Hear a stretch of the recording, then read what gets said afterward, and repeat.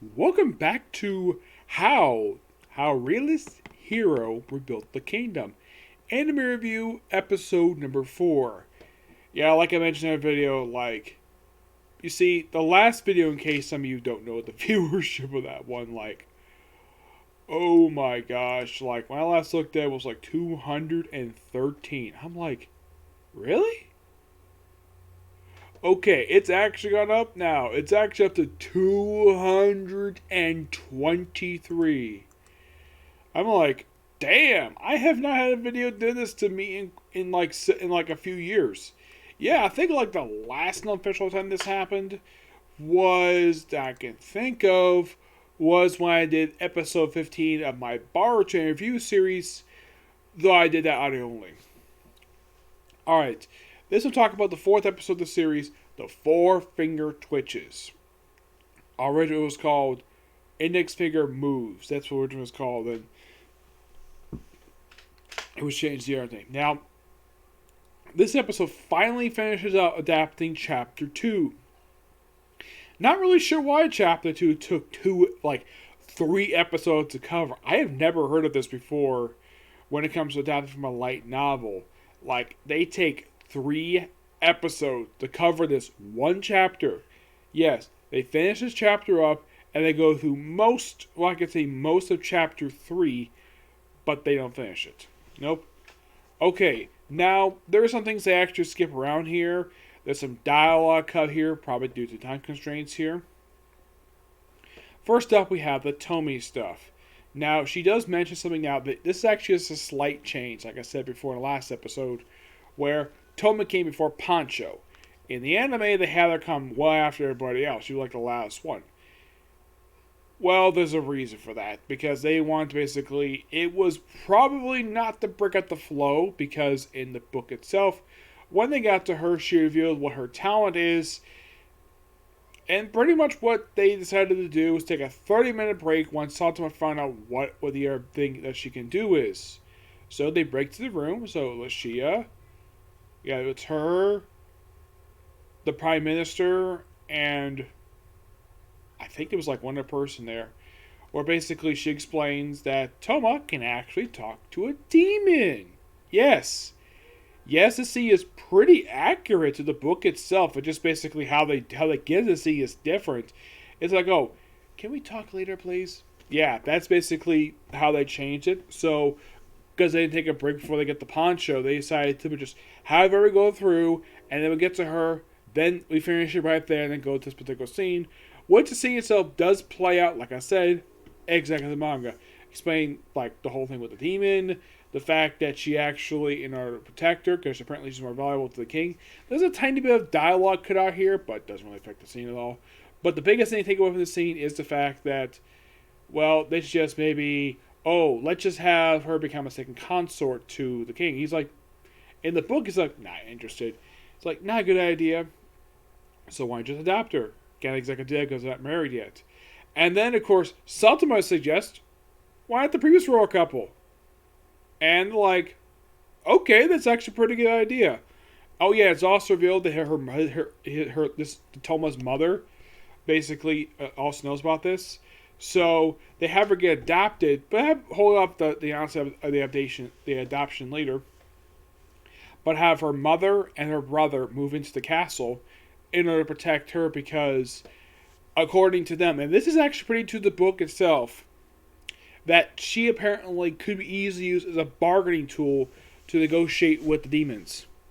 Yeah, and Saitama does not want to happen to a 10-year-old girl to be used as a bargaining chip. So basically, put her in the royal protection. And of course, give her nice new clothes. I think I do have the book that has her. Yeah, here it is.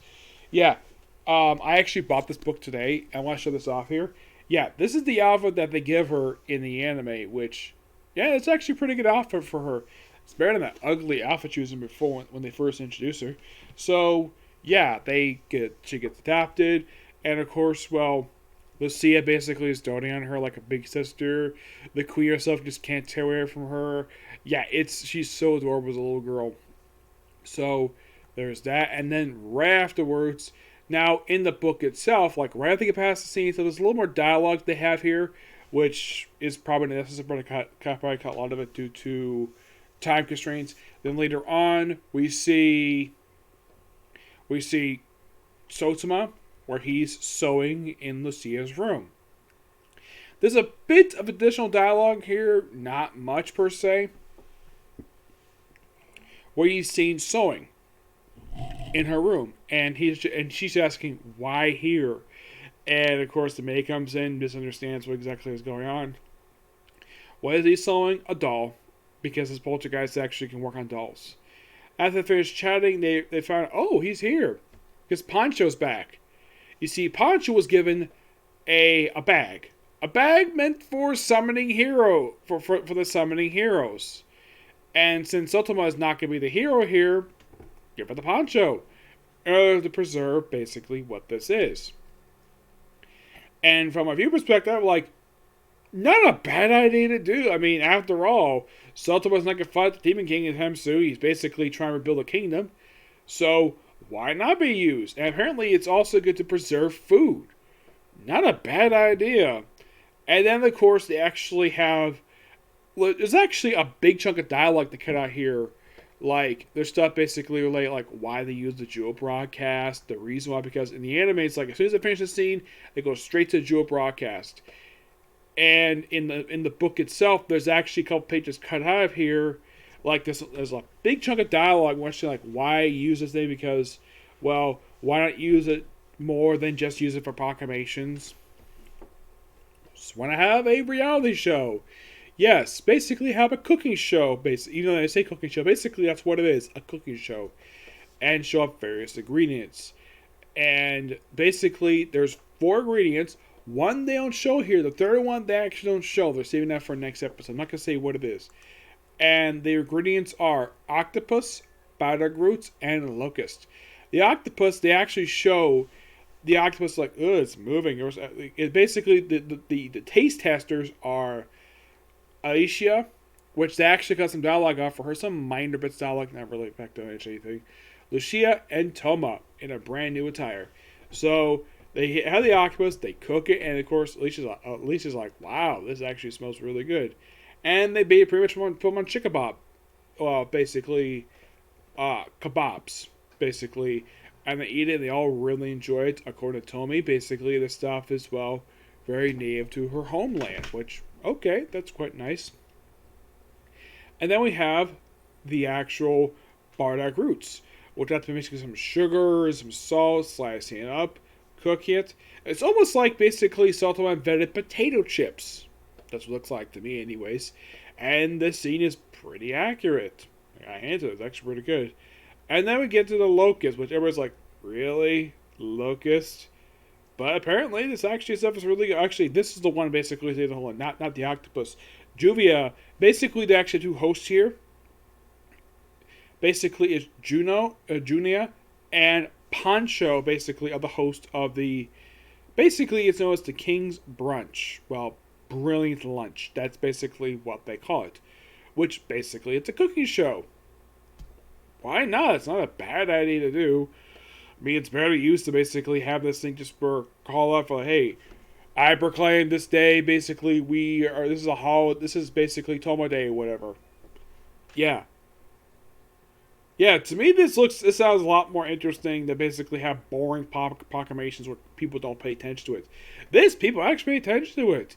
And there's a bit of scene cutting here with the whole broadcast because, well, my guess is it was probably cut due to time constraints because they probably want to breeze this scene really well. I mean, it's not rushed. No, the studio does not rush this particular scene, which that's kind of surprising because normally it seems like they would rush, but nope, they didn't. Excuse me. And of course, locust mixed with... They actually cut out the mention of alcohol here. There's also tiny bits of dialogue cut out here related to health and beauty. They cut that out here. They may say that for next week. I'm not sure, but they cut it out here. And they get to the last dish, but they have to cut it off right there because they probably leave on an interesting cliffhanger. But definitely great episode. Yes, love it and can't wait for next week. Which the name of next episode is called Well, let's see. It is called. I think they changed the name of it. Here it's called.